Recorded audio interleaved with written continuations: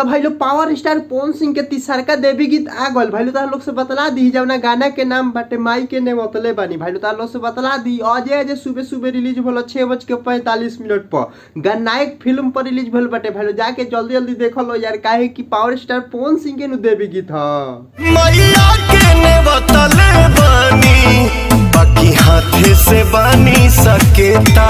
भाई लोग तार लोग से बतला दिए गाना के लिखले बारन यादव लालू और म्यूजिक देले बारन सरगम आकाश और तार लोग से बतला दिए गाना के गोइले बारन पावर स्टार पवन सिंह और साथ में शिल्पी राज। भाई लोग तार लोग के पता हो कि शिल्पी राज आजकल भक्ति बड़ा बढ़िया बढ़िया गाना गावतारी तो जाके यार एक बार गाना नहीं खोलो सुन ले तो जरूर सुन लो। और पावर स्टार पवन सिंह के तो पता बानू कि 20 तारीख आवत बाटे हर हर गंगे मूवी लागे वाला बाटे हॉल में तो यार जाके देखला के जरूरत बाटे काहे कि 20 तारीख अब नजदीक आ गल बाटे। भाई लोग तार लोग से बतला दिया 17 तारीख हटे और बस 2 दिन से 3 दिन के मतलब एथी बा दूरी बाटे बस अब हर हर गंगे तारा लोग इनके बहुत जल्द देखे के मिली। और संघर्ष 2 आवता ओकरो को जाके देखिए लोग काहे कि उ भी मतलब मूवी बहुत खतरनाक बाटे काहे कि ओमे कीर्ति यादव भी नजर रही तारा लोग इनके तुरंत दूसरे का टेलरवा में देखल ही हो बोलो तो भाई लोग जाके यार जरूर देख लो इ दोनों जना के